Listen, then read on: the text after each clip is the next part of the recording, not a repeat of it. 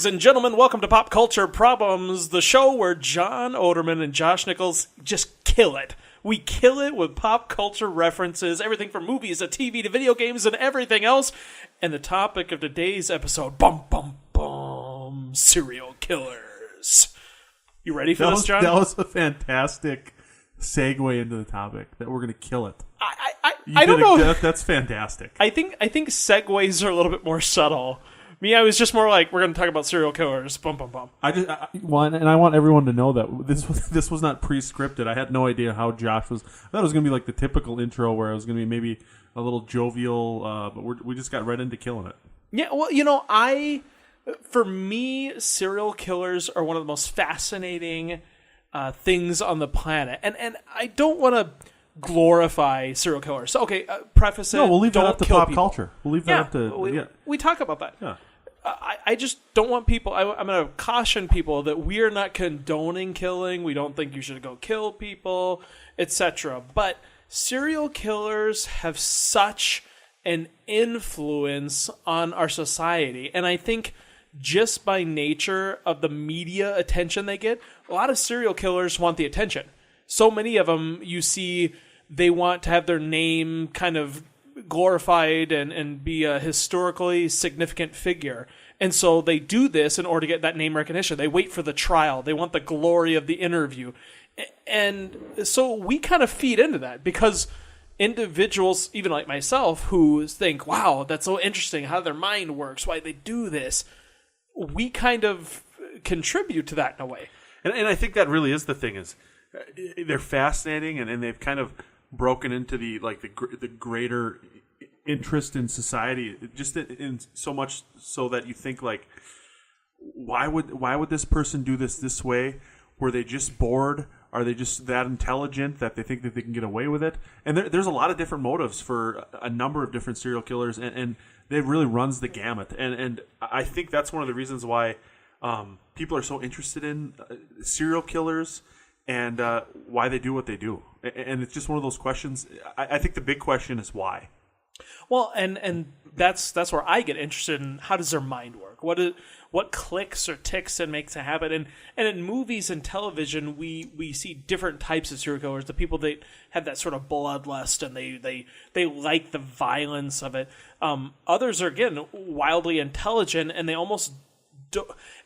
I don't know. I want to say don't know what to do with their time, but take a Hannibal Lecter. Like, they portray him as such a suave and he's an artisan, and he just loves culture and music and fine wines, and he wants to eat people. Yeah, he's just hungry. Yeah, he's just hungry, and he's so cultured and he's so suave and likable in that sense that I think that you get kind of this emotional connection in a positive way. I like his character. I love Dexter Morgan in the show Dexter, and there's a weird moral dilemma that happens with that show for me, and where I'm saying, Dexter, you shouldn't kill people because killing is wrong, but he kills bad people. Yeah, so I'm like, okay, you can kill that one, but then after that, don't do it. And you kind of and it's a moral dilemma.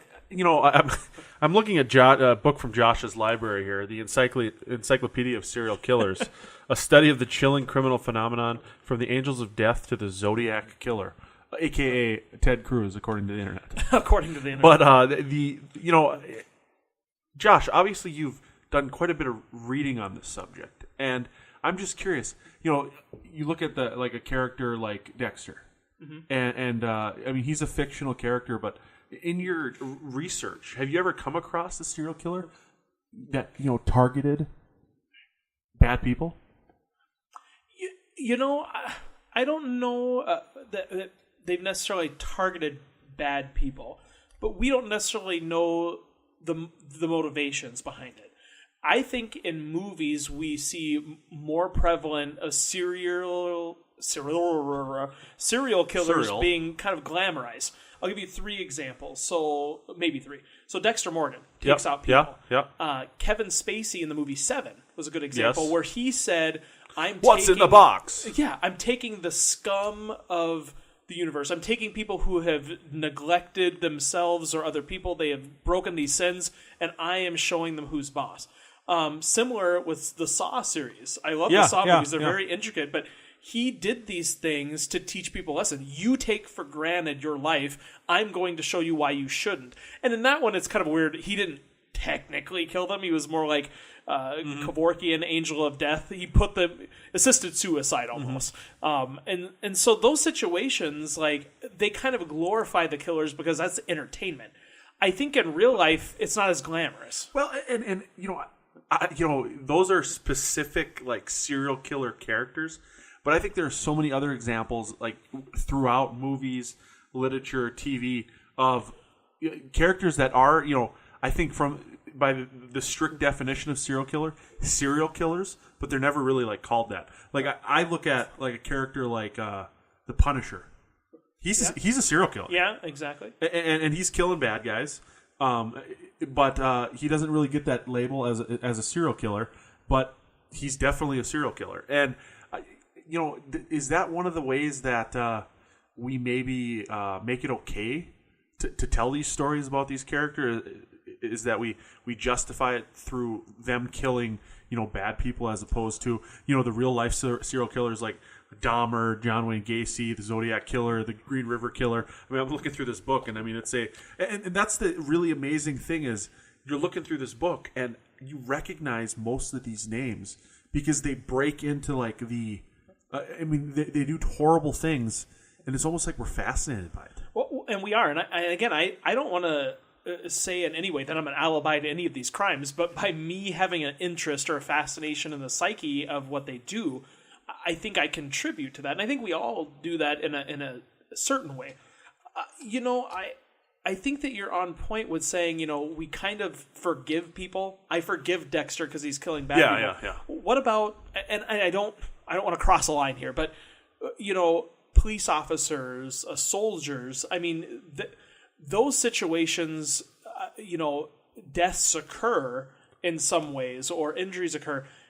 But they're protecting and serving. Absolutely, or they're doing those types of things. Yeah, it's not you're not doing it with malicious intent. Well, exactly, and I think that moral line is hazy, especially when we're talking about media. I never talk about a serial killer and say, well, I think he might have been justified there. But I can talk about Dexter Morgan on a TV show, because it's not real. I can bridge that gap. But I wouldn't say, John Wayne Gacy, it's just, if he would have gotten more clown parties, he wouldn't have been so sad, or, what I mean? Yeah. Like, I'm not going to give any on that. And I think that's where the line of fiction is blurred with reality. We talk about this with video game violence, is it real violence? If a child plays a video game, the violent things happening, are they going to turn into a killer or be violent themselves? I think we have a clear delineation, but I think murder is taken lightly sometimes.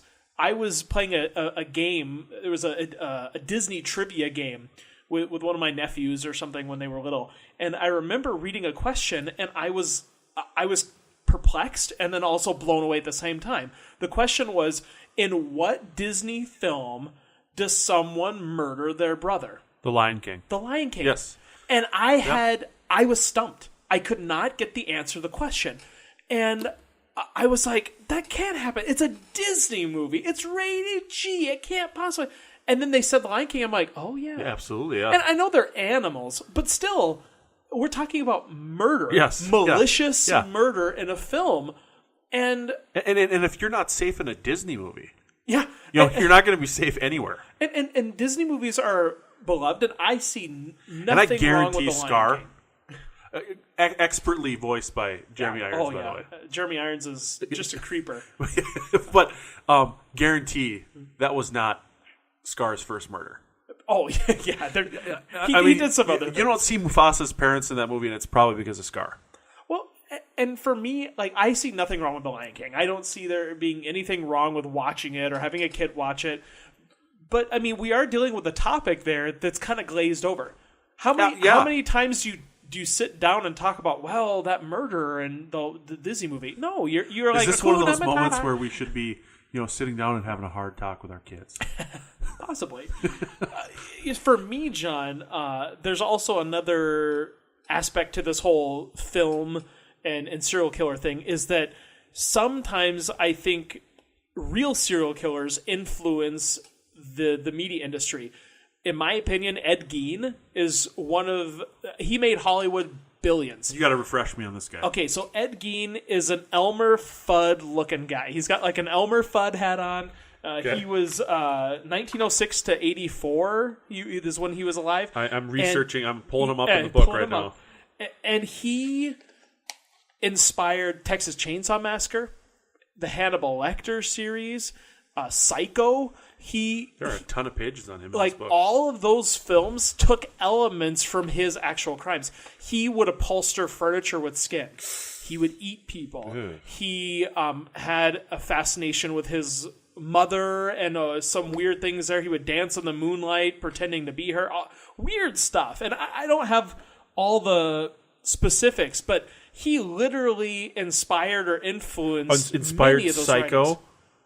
The Texas Chainsaw Massacre, just two. I mean, and Yeah. think of that. I know of at least two different renditions of the movie Psycho, but then you had Bates Hotel that was on the last couple of years. And there's like for 3 or 4 seasons. 10 iterations Yeah, of Texas Chainsaw Massacre. Yeah. I mean, and so he literally made Hollywood billions of dollars by his murders and his actions, and those have become so prolific, and those have become so iconic. Now, here's what scares me.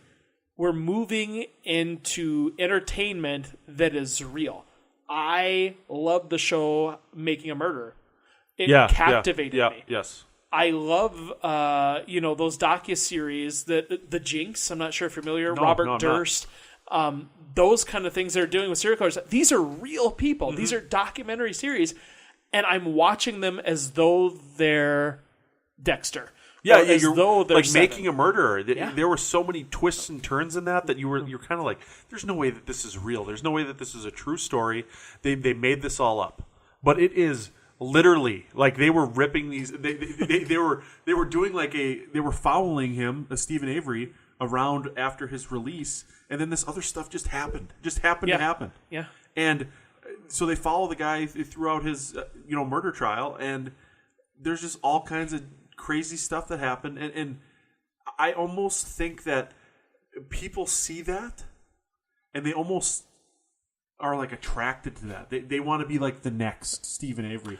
I mean, I think there's definitely a worry about that regarding that. Like, can I set it up in such a way that it's questionable whether or not I did it, so that I can be the next Making a Murderer guy? Because Stephen Avery, when Making a Murderer came out, I think it was Christmas. It would have been Christmas school break of 2015, 2016.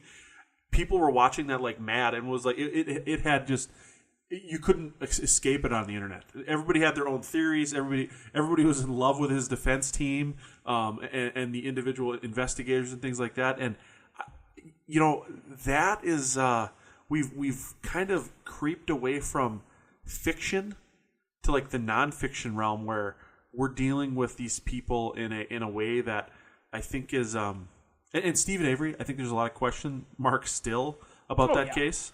And so maybe he's not the best example, but I think that is a good example of these docuseries that we do, where it kind of glorifies these guys, puts them at the front of the minds of the majority of the country, if not the world. And there's got to be, if you're a little sick in the head and you're maybe inclined to be along the lines of like a serial killer, you might see that as, what? I've got a couple people in my freezer. Maybe it's time to come clean. So you're saying maybe it's going to be helpful to catch people? No. I think it's one of those things where it's like,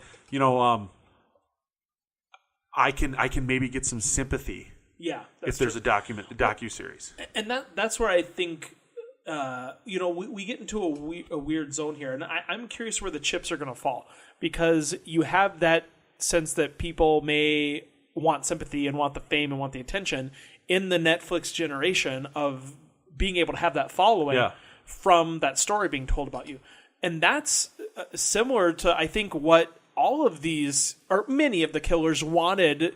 They wanted some fame. Charles Manson, if you've ever watched Charles Manson interviews where he was in prison, he was off his trolley And like, there's one where he's scooter doop dop super dancing, Yeah. singing songs and weird, and just weird. And he wanted the attention. No, but did Manson ever actually kill someone, or did he convince other people to do the killing for him?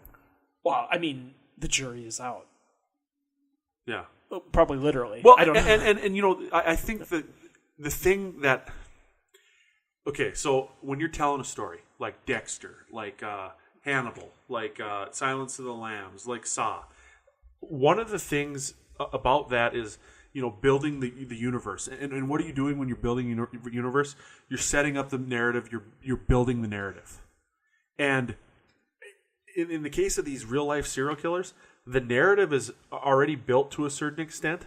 But the thing I'm worried is that all of a sudden we're going to see like a docuseries 20, 30 years from now where it's about Jeffrey Dahmer, and they interview people that like grew up with him. And they're going to talk about how like they're going to make Jeffrey Dahmer like a sympathetic figure, where like this was all like developmental because he was, you know, picked on as a kid. He had a tough family life, and you know he was just pressured by society into reacting in this way. And like that's all part of like the whole building the narrative thing that I think is a little worrisome to me. Is like when you get into the glorification and going down this rabbit hole of adapting real life serial killer stories for media. Well, there's a couple. Okay, so there's a couple things. Number one, before I totally lose my train here, you know, there's the negative things we talked about, the copycats of this and this, but with like Making a Murderer, for example, people came out of the woodwork, and you had millions of people scouring files and photos and being amateur detectives of sorts that are kind of helping solve some of these unsolved crimes or right some of the wrongs. And whether you believe Avery's guilty or not, I mean, again, they're finding things to prove it one way or the other. Yeah. And I think there's some good that can come out of it. The other good thing, and we've discussed this before, I think, and you and I do this too, I think we take mental health lightly sometimes. I think we do, as a society we do. Yeah, absolutely. We don't. We're flippant about it. Like, oh, that person's crazy, man. You know. I said just recently on this show, somebody was off their trolley. Yeah. You know, like, well, they probably are, and I know this. But there's a reason there. Exactly, and I know this is fiction, but as an example, we talked about Hannibal Lecter, and they had several Hannibal movies. There was Manhunter before the Anthony Hopkins series, and then they did the prequels and etc.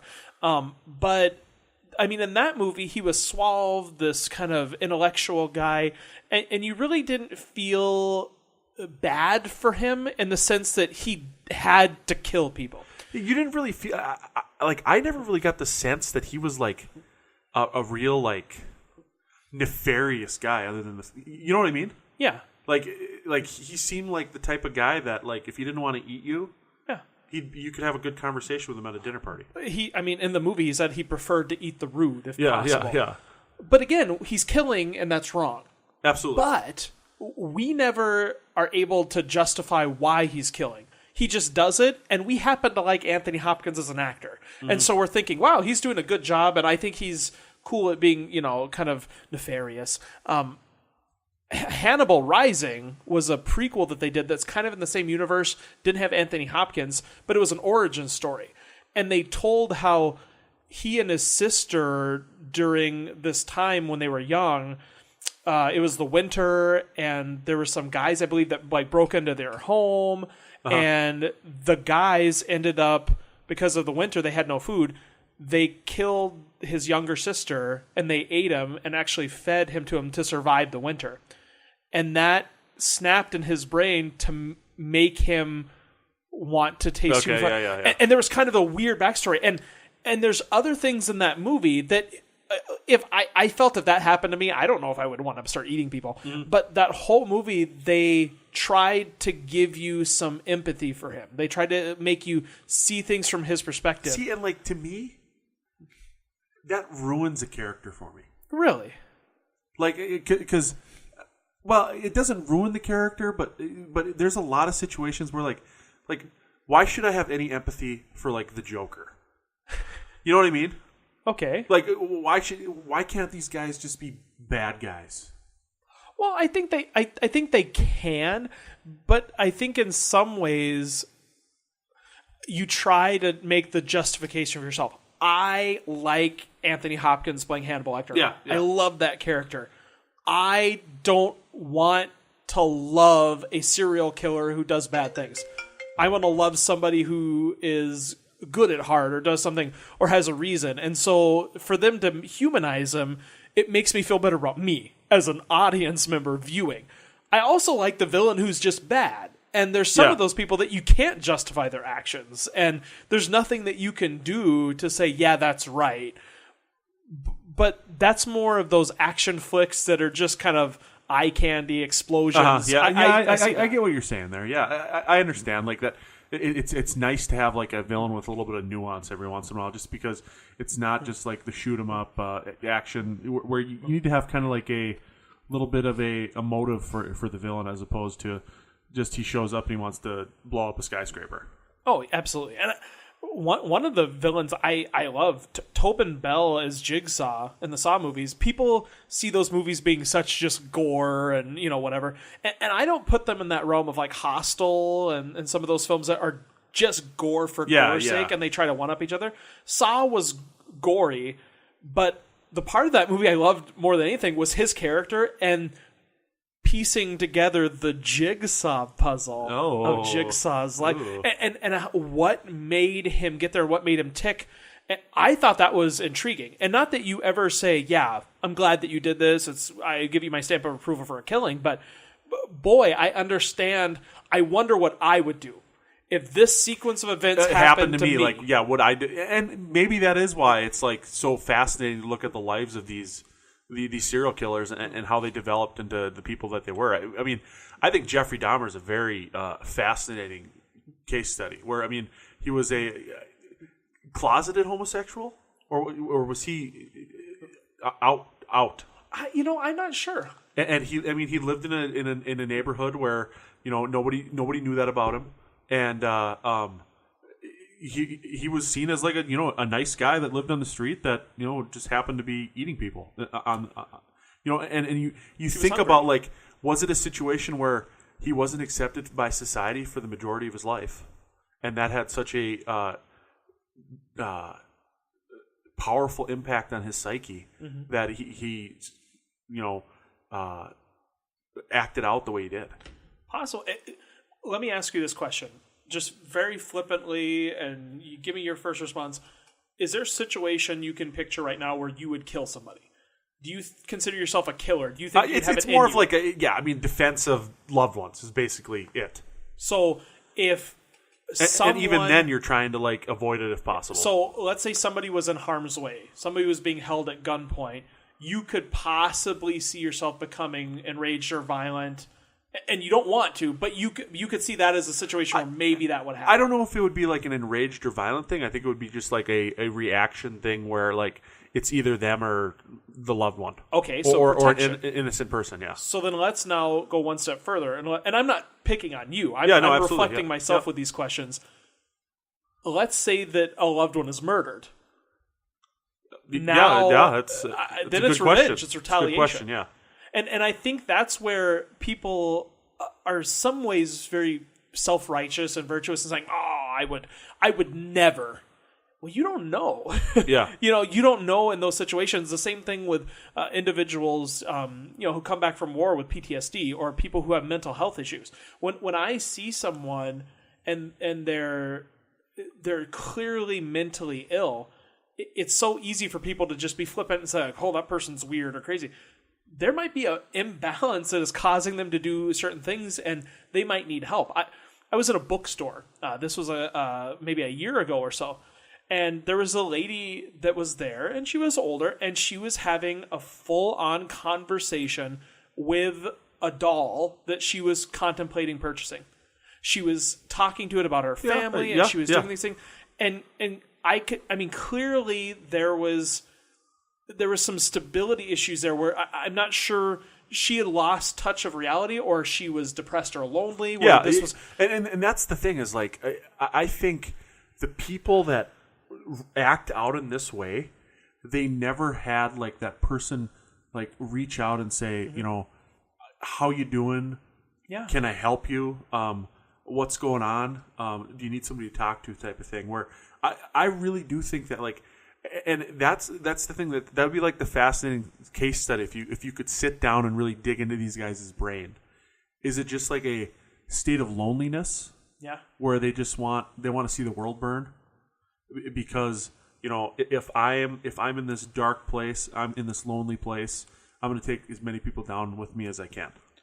Yeah, that might be. Now, do you see that mentality, or do you think that's more prevalent in some of the mass killings, mass shootings, bombings, things of that nature? I mean, yeah, I really, and I think that's one of the reasons why we're so fascinated by these people, because you think, what would get you to that point, and I do think that it could do a lot of good for society if we could answer that question. Like, what makes someone get to this point where they are, I mean, there's a lot of different impacts that it can have on a life, but like a serial killer, I think, is an extreme of what might happen. Yeah. But I mean, you've also got the people that feel so alone that they commit suicide. And absolutely. And could these things be prevented by just, I guess I'm going to get kind of like deep here, but like, if you just treat people the way they want to be treated. It's the golden rule. And this is kind of bringing it back full circle. Does media help to influence or help that?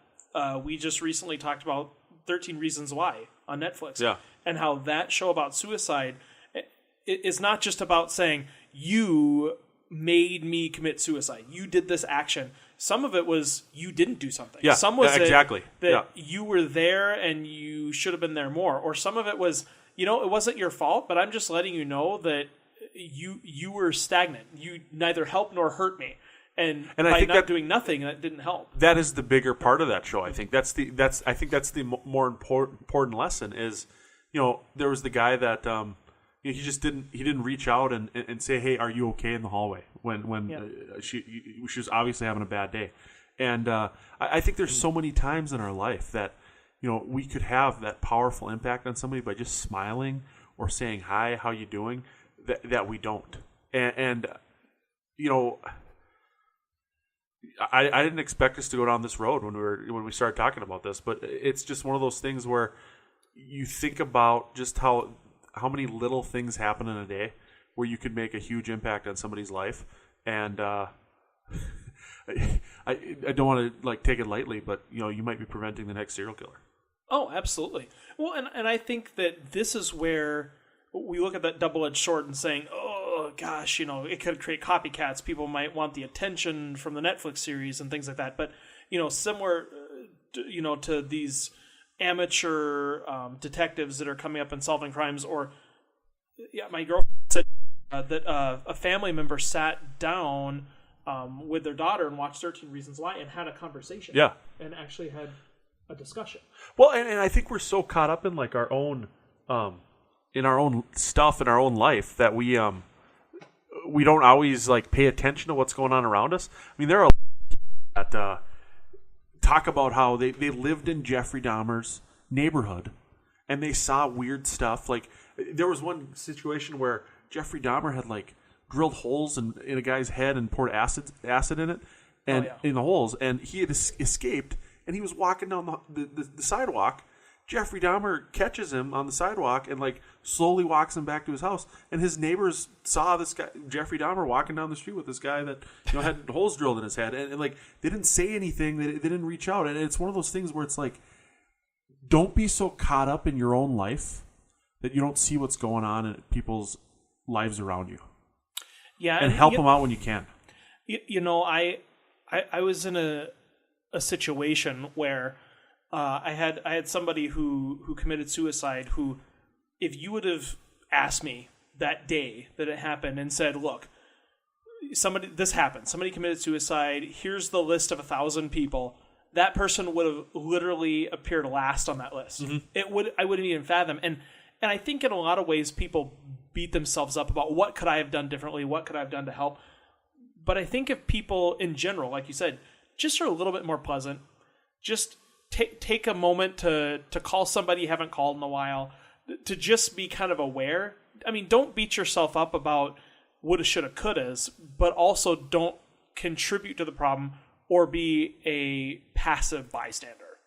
Yeah, and it really the whole the don't be a passive just comes down to be good to each other. I like it. Period. Yeah. That's going to be the title of the Period. episode. Be good to each other. Yeah. I mean, that's perfect. And that is not where I thought we would have ended this thing No. when we started. We talk about serial killers, and now we're talking about being good to each other. Ladies and gentlemen, hopefully that you are going to be good to us and continue listening. And if you're good to us, we promise we won't kill you. Wow. Thanks for listening. I think we ended on a high note there, but then did. you just took us right back into the gutter. I try. Thanks for listening to Pop Culture Problems. We'll see you next time.